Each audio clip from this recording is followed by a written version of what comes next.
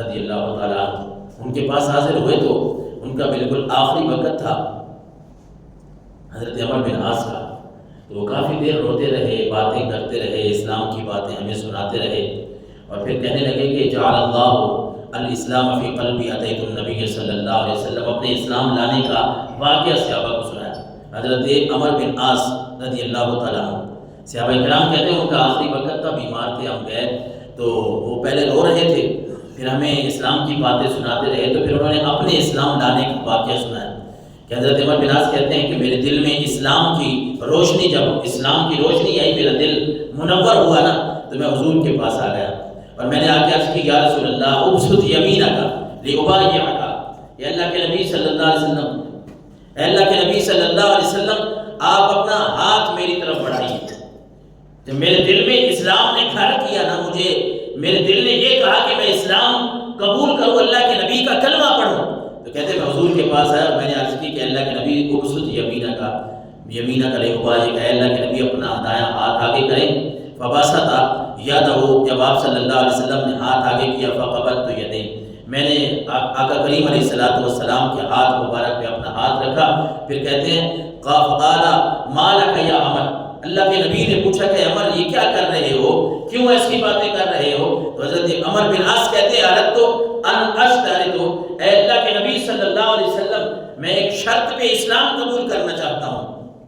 میری ایک بات ہے، ایک شرط ہے۔ آپ صلی اللہ علیہ وسلم نے فرمایا تشترط ماذا، اے عمر بن عاص کو ایسی شرط ہے جس پہ آپ اسلام قبول کرنا چاہتے ہیں؟ تو حضرت عمر بن عاص کہتے ہیں میں نے عرض کی کہ اللہ کے نبی میں اسلام تو قبول کرنا چاہتا ہوں، لیکن اسلام سے جو پہلی زندگی گزاری ہے نا وہ یاد آ رہی ہے، میں اس شرط پہ اسلام قبول کرتا ہوں کہ آپ اللہ سے دعا کریں تو اللہ میرے گناہوں کو معاف فرما دے، اللہ وہ پہلے میرے گناہوں کو معاف فرما دے، آپ میرے لیے دعا فرما دیں۔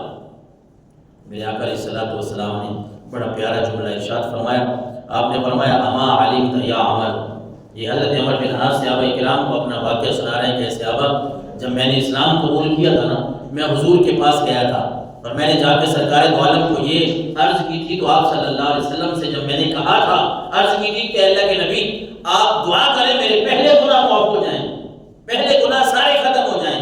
تو اللہ کے نبی صلی اللہ علیہ وسلم نے فرمایا عمر کیسی باتیں کر رہے ہو، کیا تو جانتا نہیں ہے کہ ان الاسلام یہدم ما کان قبلہ، جو بندہ ہے مسلم ہو جو ہی وہ اسلام قبول کرتا ہے اس کے سارے پہلے گناہوں کو رب معاف فرما دیتا ہے، اور فرمایا وَأَنَّ الْهِجْرَةَ تَهْدِمُ مَا كَانَ قَبْلَهَا، اے عمر کیا تو جانتا نہیں ہے کہ جو بندہ اللہ اور اس کے رسول کے نام پہ ہجرت کرتا ہے، ایک جگہ چھوڑ کے دوسری جگہ اسے اللہ رسول کے نام پہ جانا پڑتا ہے، یہ ہجرت کرنا بھی پہلے گناہوں کو معاف کر دیتا ہے، اور فرمایا وَأَنَّ الْحَجَّ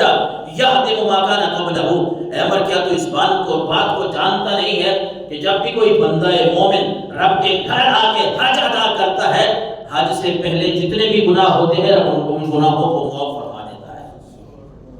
تو حج ادا کرنا بہت بڑا فریضہ ہے۔ اللہ تبارک و تعالیٰ نے قرآن مجید فرقان حمید 4 سپارے میں آل عمران کی آیت 96-97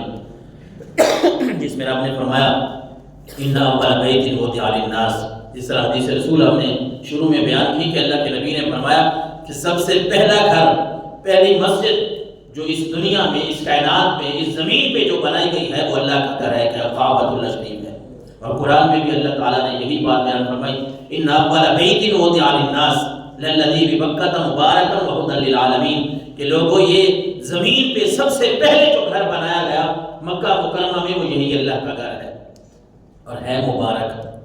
رب نے فرمایا مبارکن ہدی للعالمین، ہے برکت والا،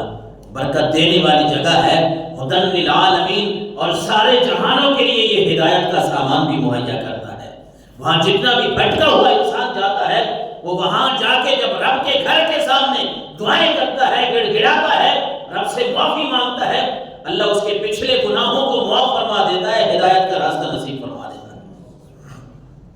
بظاہر تو وہ پتھر لگے ہوئے ہیں، لیکن نسبت کی بات ہوتی ہے نا، یہ ہم مسجد میں بیٹھے ہیں، اس میں بھی ٹائل، پتھر، سیمنٹ، اینٹ، بجری، یہی چیزیں لگی ہوئی ہیں، ہمارے گھروں میں بھی یہی چیزیں لگی ہوئی ہیں، لیکن جو گھروں میں لگی ہوئی ہیں آپ جانتے ہیں کہ کوئی ان کی تعظیم نہیں کرتا، ادب نہیں کرتا، پتہ ہے یہ ہمارے گھر ہیں، وہاں اچھی چیزیں لگی ہوئی ہیں، لیکن آپ نے کسی کو دیکھا نہیں ہوگا کہ وہ ان اینٹ پتھروں کو جو ہے وہ چوم رہا ہو، ان کا ادب کر رہا ہو۔ لیکن جہاں نسبت آ جاتی ہے کہ یہ اللہ کا گھر ہے، پھر لوگ اس کا ادب بھی کرتے ہیں، اس کو چومتے بھی ہیں، اس کو سینے سے بھی لگاتے ہیں۔ اور حضرت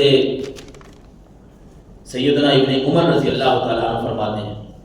ایک انصاری صحابی آئے، ایک روایت منقول ہے صحیح ابن حبان کی، کہ ایک انصاری صحابی آئے اور انہوں نے عرض کی کہ اللہ کے رسول،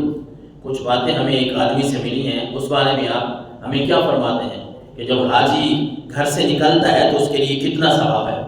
اور پھر عرفات کے میدان میں جاتا ہے تو اس کے لیے کتنا ثواب ہے؟ تو اللہ کے نبی صلی اللہ علیہ وسلم نے فرمایا، جب حاجی حج کے لیے گھر سے نکلتا ہے نا، تو ہر قدم کے بدلے اللہ اس کو ایک نیکی عطا فرماتا ہے اور اس کے گناہ بھی معاف فرماتا ہے۔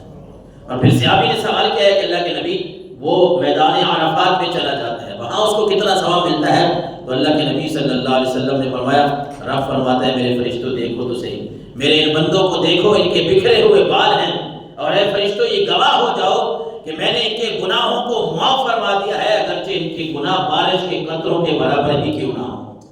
گناہ معاف ہو گئے۔ اور پھر وہ صحابی عرض کرتے ہیں، اللہ کے نبی یہ رمی جمار جب کرتے ہیں، شیطان کو کنکریاں مارتے ہیں، اس وقت کتنا ثواب ملتا ہے؟ تو اللہ کے نبی صلی اللہ علیہ وسلم نے فرمایا، رمی جمار جب کرتے ہیں جتنا ثواب ملتا ہے وہ ثواب بیان ہی نہیں کیا جا سکتا، قیامت تک اس حاجی کو ثواب ملتا رہتا ہے۔ اور پھر وہ عرض کرتے ہیں کہ اللہ کے نبی، وہ حاجی جب سر منڈواتا ہے، جب اپنا حلق کرواتا ہے، اس پہ اس کو کتنا ثواب ملتا ہے؟ اللہ کے نبی صلی اللہ علیہ وسلم نے فرمایا، ہر بال کے بدلے اس کو نیکیاں ملتی ہیں۔ اور پھر حضور تاجدار کائنات صلی اللہ علیہ وسلم سے عرض کی گئی کہ یا رسول اللہ، جب وہ آخری طواف کرتا ہے، سارے ارکان ادا کر دیے، وہ وہاں بہت سارے دن رہا، اس نے اللہ اور اس کے رسول صلی اللہ علیہ وسلم کی باتوں پہ عمل کرتے ہوئے اپنا حج مکمل کیا، اب آخری طواف کر رہا ہے، آخری گھڑیاں ہیں، اس نے اللہ کے گھر کو چھوڑنا ہے، تو اس آخری طواف کا ثواب کتنا ہے؟ رسول اللہ صلی اللہ علیہ وسلم نے فرمایا، اے میرے صحابہ، جب بندہ حج کے سارے ارکان کر لیتا ہے، پھر آخری طواف کو کرتا ہے، آخری طواف کو ہی مکمل کرتا ہے، اللہ اس کو گناہوں سے ایسے پاک کر دیتا ہے جس طرح کوئی آج ماں کے پیٹ سے پاک آیا۔